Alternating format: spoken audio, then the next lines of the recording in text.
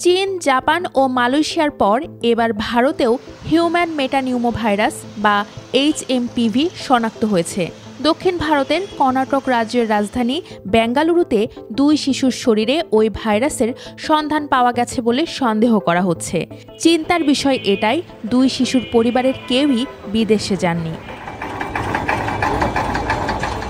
6 জানুয়ারি সোমবার Indian council of medical research নিশ্চিত করেছে ওই 2 শিশুর শরীরে HMPV ভাইরাস শনাক্ত হয়েছে। সতর্কতামূলক ব্যবস্থা নিয়েছে দিল্লি সরকার। সব হাসপাতালকে জানানো হয়েছে ইনফ্লুয়েঞ্জা জাতীয় সব রোগী এবং শ্বাসকষ্টজনিত অসুস্থতা নিয়ে যারাই ভর্তি হবেন তাদের যেন নিবিড় পরীক্ষা করা হয়। প্রয়োজনে রোগীকে আলাদা করে সেই পরীক্ষা নিরীক্ষা চালাতে হবে। সরকার যদিও বলেছে এই ধরনের রোগী এ সময়ে স্বাভাবিকের চেয়ে মোটেই বেশি নয়, তবু সাবধানতার মার নেই। সেই কারণে সারা দেশে HMPV জীবাণু ধরার জন্য প্রয়োজনীয় পরীক্ষাগারের সংখ্যা বাড়ানো হচ্ছে। যে পদ্ধতি ও কিট দিয়ে ওই জীবাণু শনাক্ত করা সম্ভব তার বন্দোবস্ত করা হচ্ছে। কেন্দ্রীয় স্বাস্থ্য মন্ত্রণালয় জানিয়েছে, করোনার অভিজ্ঞতা কাজে লাগানো হচ্ছে। শঙ্কা যাতে দুশ্চিন্তার কারণ না হয় সেজন্য চেষ্টার কোনো ঘাটতি রাখা হবে না।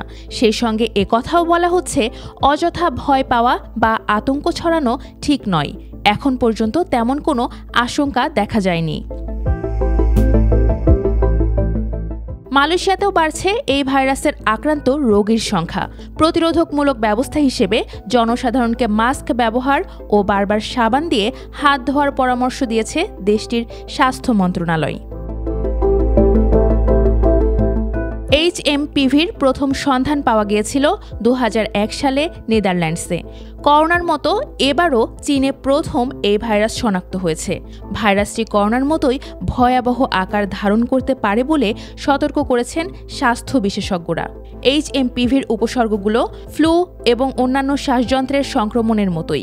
সাধারণ উপসর্গের মধ্যে রয়েছে কাশি, জ্বর, নাক বন্ধ হওয়া এবং শ্বাসকষ্ট।